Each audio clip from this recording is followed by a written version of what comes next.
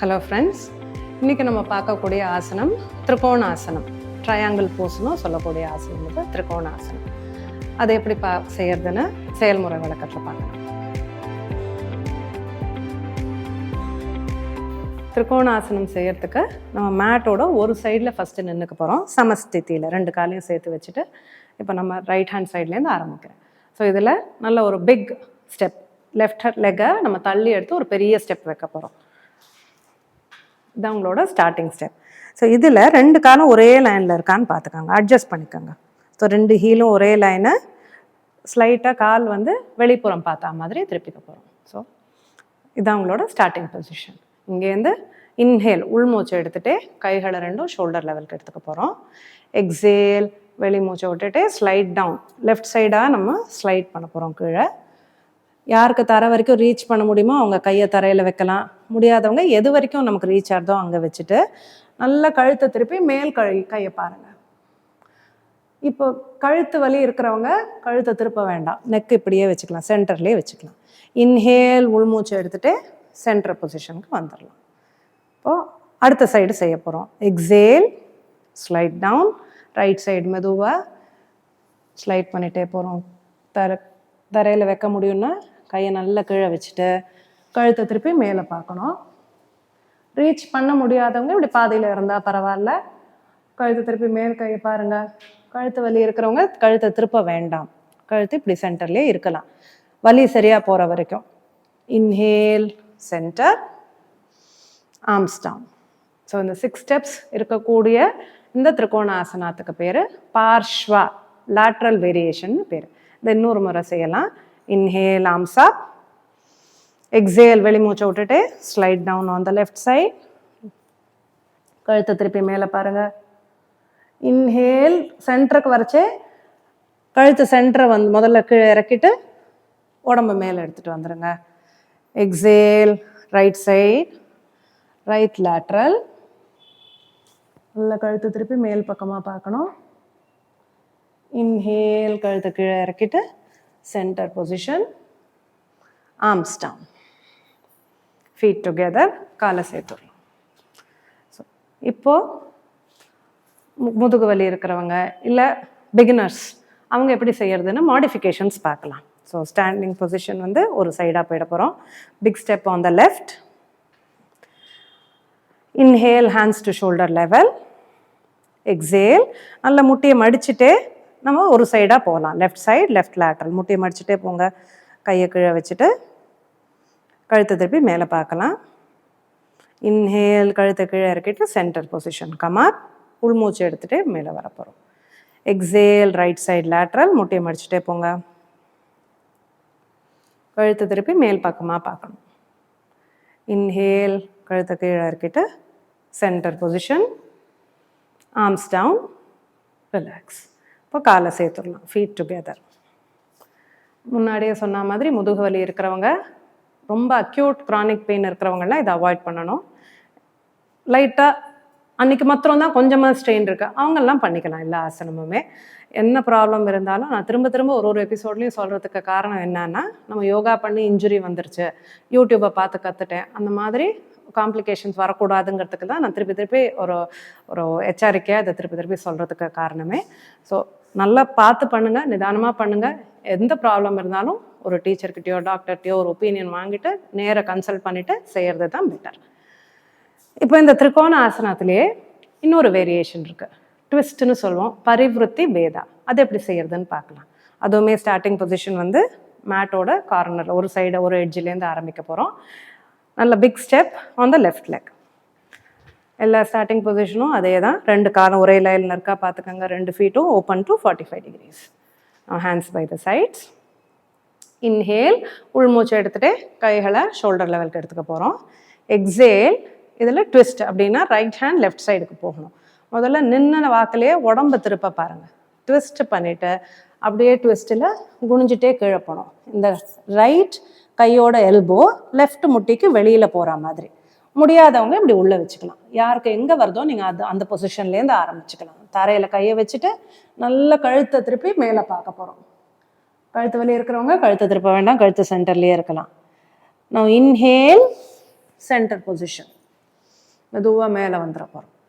Exhale twist, அதுலேருந்து அப்படியே கீழே போகிறோம். ஒரே எக்ஸேலில் தான் கை முட்டி கால் முட்டிக்கு வெளியில் இருக்க மாதிரி. முடியாதவங்க உள் பக்கமே வச்சுக்கலாம். கழுத்து திருப்பி மேல் கையை பாருங்க.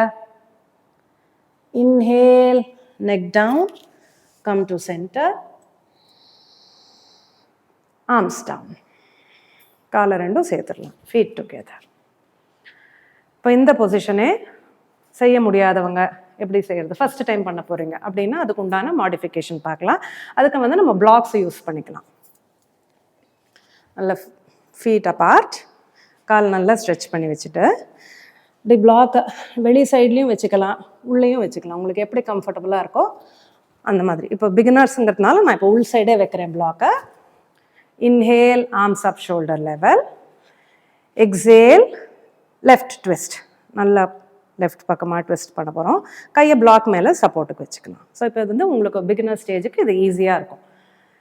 நல்லா இந்த ஸ்பைனே ட்விஸ்ட் ஆகிறத நீங்கள் பார்க்க முடியும் இதில். இன்ஹேல், மெதுவாக centre position. Exhale, right twist. கழுத்து திருப்பி மேல் கையை பார்க்க போகிறோம். கழுத்து வலி இருக்கிறவங்க இதை செய்யறச்சே தயவு செஞ்சு கழுத்தை திருப்ப வேண்டாம். இன்ஹேல், கமா,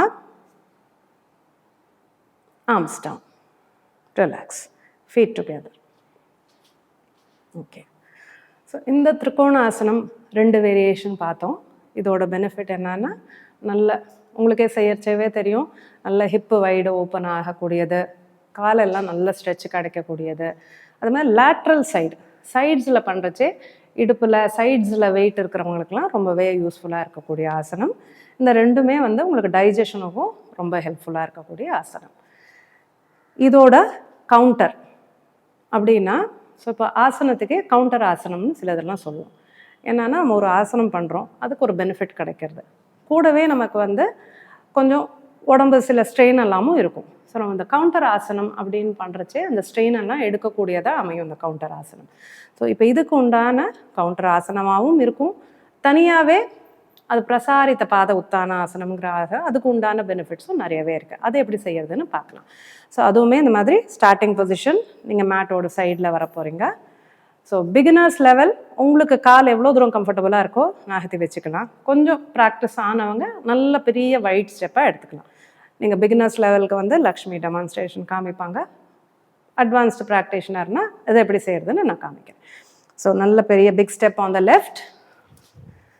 ஸோ உங்களுக்கு எங்கே கம்ஃபர்டபுளாக வச்சுட்டு மேக்ஸிமம் எவ்வளோ நகர்த்த முடியுமோ காலை நகர்த்திக்க போகிறீங்க. ஸோ ஃபீட் 2 காலுமே ஒரே லைனில் இருக்கணும், slightly open to 45 degrees. So உங்களுக்கு நல்ல grip இருக்கணும்.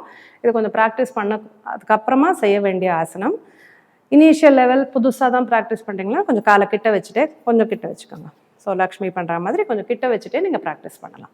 ஸோ இதில் inhale, arms up from the front, உள்மூச்சு எடுத்துகிட்டே கைகளை மேலே தூக்க போகிறோம். எக்ஸேல், நல்ல இடுப்பை வெளில தள்ளிட்டு கையை கீழே எடுத்துகிட்டு போகிறவங்க. ஹேண்ட்ஸ் வந்து காலுக்கு நடுவில் கையை வைக்கணும். நீங்கள் இடுப்பு நல்ல கீழே இறக்கறச்சே முடிஞ்ச வரைக்கும் தலையை கீழே கொண்டு போங்க. ப்ராக்டிஸ் இருந்தால் நல்ல தலையை வந்து போடலாம்.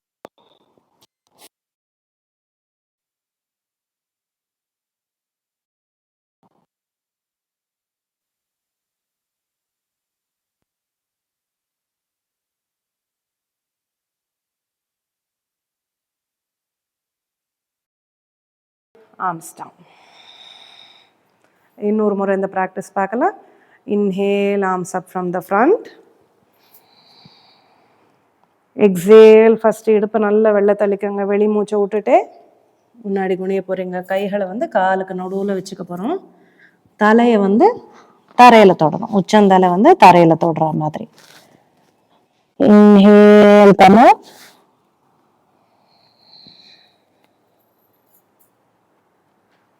Exhale, arms down. மெதுவாக 2 கால்களை சேர்த்து கொண்டு வந்துட போகிறீங்க. இந்த பிரசாரித்த பாத உத்தானாசனம் உங்களுக்கு காஃப் மசில், ஹாம்ஸ்ட்ரிங்ஸ், நல்ல வயிறு ஜரிமானத்துக்கு வேலை செய்யும், முழு ஸ்பைனும் ஸ்ட்ரெச் பண்ணி கொடுக்கக்கூடிய ஆசனம் இது பிரசாரித்த பாத உத்தானாசனம். தேங்காய்னால உங்களுக்கு வெயிட் ஏறாது. அது எப்படி சமைக்கணும்னா, சமைக்கிறச்சே கடைசியாக அடுப்பு அணைக்கிறச்சே நீங்கள் தேங்காய் போட்டுட்டு அடுப்பு அணைச்சிடணும். அது ரொம்ப வதக்கிறதோ கொதிக்க விடுறது அதெல்லாம் பண்ணாதான் அதோட தன்மை எல்லாம் மாறுறது. ஸோ அது இல்லாமல் கடைசியாக அடுப்பு அணைக்கிறச்சே காய் மேலே நீங்கள் தேங்காய் போட்டுட்டிங்கன்னா உங்களுக்கு நியூட்ரிஷன் லாஸும் இருக்காது, ரொம்ப டேஸ்டியாகவும் இருக்கும். ஸோ தேங்காய் நிறைய யூஸ் பண்ணுங்கள். ஸோ வயத்தில் இருக்கிற புண்ணு, அந்த ஈசோஃபேகஸ் பேசேஜுக்கெல்லாம் உள்ளே இருக்கிற புண்ணெல்லாம் நல்லா ஆற்றக்கூடிய தன்மை இருக்குது இந்த தேங்காய்க்கு. ஸோ அதனால் தேங்காய் ஒதுக்க வேண்டாம், நீங்கள் கண்டிப்பாக அதில் இன்க்ளூட் பண்ணிக்கலாம். சுண்டலுக்கு போட்டுக்கலாம், கறிகாய்க்கு போட்டுக்கலாம், கூட்டுக்கு போட்டுக்கலாம், எல்லாத்துலையும் நீங்கள் தேங்காய் இன்க்ளூட் பண்ணிக்கலாம். லஞ்ச் இப்போ சப்பாத்தி சாப்பிட்லாமா, மில்லட் தான் சாப்பிட்லாமா, இந்த கார்ப்ஸ் ரைஸ் சொல்கிறேன் இல்லையா, அது வந்து எது வேணால் உங்கள் காம்பினேஷன் தான். கோதுமை ரவை அதில் பண்ணிக்கலாம், மில்லட்டில் ரைஸ் மாதிரி பண்ணிக்கலாம், புழுங்கரிசி, ரெட் ரைஸ், மட்டை அரிசி, மாப்பிளை சம்பா என்ன வேணுமோ பண்ணிக்கோங்க. ஏன்னா நம்ம குவான்டிட்டியை குறைச்சிட்டோம். அதுக்கப்புறமா நியூட்ரிஷனல் வேல்யூ தகுந்தாப்பால் உள்ள இன் டீட்டெயில் குறைச்சி யாருக்கு என்ன ஒத்துக்கிறது அப்படிங்கிறதெல்லாம் நம்ம அடுத்த ஸ்டேஜுக்கு வருவோம். பட் ஃபர்ஸ்ட் பேக் பெயினுக்கு நிறைய ரீசன்ஸ் நமக்கு எல்லாருக்குமே தெரியும் இருக்குன்னு. ஸோ எப்படிப்பட்ட பேக் பெயின் இருந்தாலும் நமக்கு இந்த மாதிரி காலை மடித்து வச்சுட்டு படுத்துக்கிறது வந்து ரொம்பவே ஒரு கம்ஃபர்டிங் பொசிஷனாக இருக்கும். ஸோ ஃபஸ்ட்டு நீங்கள் படுத்துக்கிற பொசிஷன்லேருந்து என்ன பண்ணுறோம், நைட்டு வந்து வெந்தய தண்ணி பொடியாக இருந்தால் பொடியில் வெந்நீரில் கரைச்சி குடிக்கலாம், இல்லை பொடியை கொஞ்சம் கொதிக்க வச்சு அந்த வெந்நீர் தண்ணி குடிக்கலாம். ஸ்ப்ரவுட்ஸ், வெந்தயத்தையே ஸ்ப்ரவுட்ஸ் பண்ணி வச்சுக்கலாம். அதை வந்து எவ்ரி மீலுக்கு முன்னாடி ஒரு வேளைக்கு முன்னாடி ஒரு ஸ்பூன் சாப்பிட்டுட்டு உங்கள் ஃபுட்டு எடுத்துக்கலாம்.